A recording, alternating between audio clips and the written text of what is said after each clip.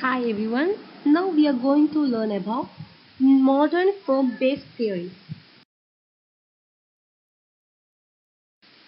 The first modern-based theory is country similarity. It's also known as income performance similarity theory. Swedish economist Stefan Linter developed the country similarity theory or income performance similarity theory in 1961 as he tried to explain the concept of intra-industry trade. Linter's theory proposed that consumers in countries that are in the same or similar stage of development would have similar preferences. In this firm-based theory, Linter suggested that companies first produce for domestic consumption, and when they explore exporting, the companies often find that markets that look similar to their domestic one in terms of customer preferences because it has more chance for success. Linter's country similarity theory then states that most trade in manufactured goods will be in between countries with similar per capita income and intra-industry trade will be common. This theory is often most useful in understanding trade in goods, where brand names and product reputations are important factors in the buyer's decision making and purchasing processes. The next one is human skills and technology based rules. It was done by Donald B. Keesing. According to him, there are two new factors of production: human skills and technology gaps and gaps. And economists argued that some countries have innovative capability to produce new products, and they are also saying that other countries may not be able to imitate the new products of the innovative country, and that period is known as imitation lag. Imitation lag. And these two conditions will give rise to technology gaps in those products and which provide the innovative country a monopoly during the period of imitation lag. So in short, we can say that two new factors, and this theory says about innovative ability. The innovating country can produce new product and other countries will not able to duplicate the new product in the same pace, and that lag period is known as imitation lag, and during that imitation lag period the innovating country may get monopoly over those products.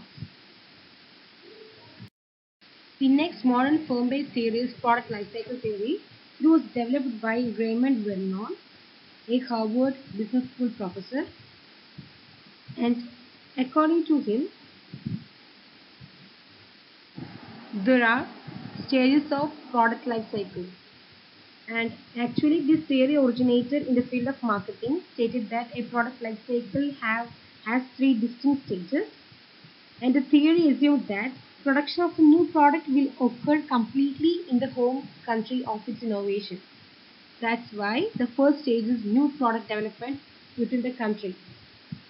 And after that, the second stage is sales in own country will be done in the domestic country itself.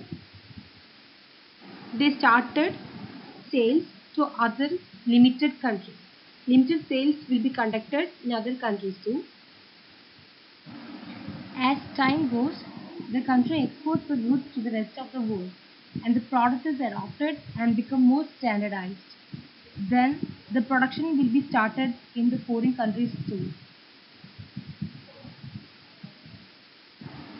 When production begins in foreign countries, there will be a decline in exports from the innovating countries and more product standardization, more capital intensity, and it will increase the competitiveness of price and production startups. And the last stage, reverse export to parent country from foreign countries. This due to there will be a concentration of production in developing countries and innovating country becoming a net importer. In this case, the production location is mainly in developing countries such as market location. We can find that some developing countries also begin to export. So these are the major stages of product life cycle. Then we can say that this cycle consists of four stages: introduction, growth, maturity, and decline as the product life cycle of a product. The next theory is new trade theory, which was developed by Paul Krugman, and he stated that the ability of firm to gain economies of scale, and the firms with first mover advantages will have or will develop economies of scale and create barriers to entry for other firms.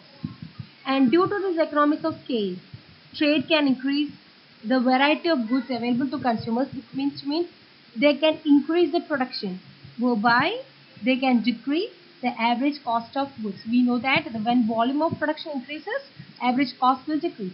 And this study is focused on MNCs and their efforts to build up a competitive advantage. And the competitive advantage means what? It refers to the barriers to entry for that industry. It, these will be the obstacles a new firm may face when trying to enter into an industry or into a new market.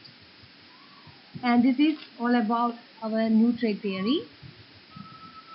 And it also says that the new trade theory suggests that inter-industry trade, which means the international trade between different companies in different countries. Finally, the new trade theory realizes the importance of externality in international specialization and trade. What does externality? When it will occur? It occurs when action of one agent directly affects the environment of another agent. Which means when the action of one country when directly affects the action of another country. It may be government policies, political relations, or history of country, accidents, luck, etc. Which means when a company build up a competitive advantage or a barrier to entry for that industry. And the next theory is the national competitive advantage theory, and this was developed by the Michael Porter in the year 1990. And he explained that a nation's competitiveness in an industry depends on the capacity of the industry to innovate and upgrade. And his theory focused on explaining why some nations are more competitive in certain industries. To explain this, Porter identified four determinants mainly, and these four determinants are the first one is the local market resources and capabilities, local market demand conditions, local suppliers and complementaries in industries, and the local firm characteristics. And the first determinant is the local market resources and the capabilities. And here the Porter identified the importance of nation's resources, and he says that what determines us the key factors, which means the nation's resources will determine what products a country will import or export. And we know that the basic factors of production such as land, labor, capital, etc. With this, he added some more factors such as skilled labor, investment in education, technology, and the infrastructure. And he suggests that with these advanced new factors along with the basic factors, a country can develop the sustainable competitive advantage. And the next factor is the local market demand conditions. The Porter believed that companies whose domestic markets are sophisticated, trendsetting, and demanding forces continuous innovation and the development of new products and technologies, which means the companies or the domestic markets who have well developed settings can bring the innovations and can develop new products. Third factor is local suppliers and complementary industry. To remain competitive or to become a global giant, global firms should have strong, efficient, supporting and related industries to provide the input required by that industry.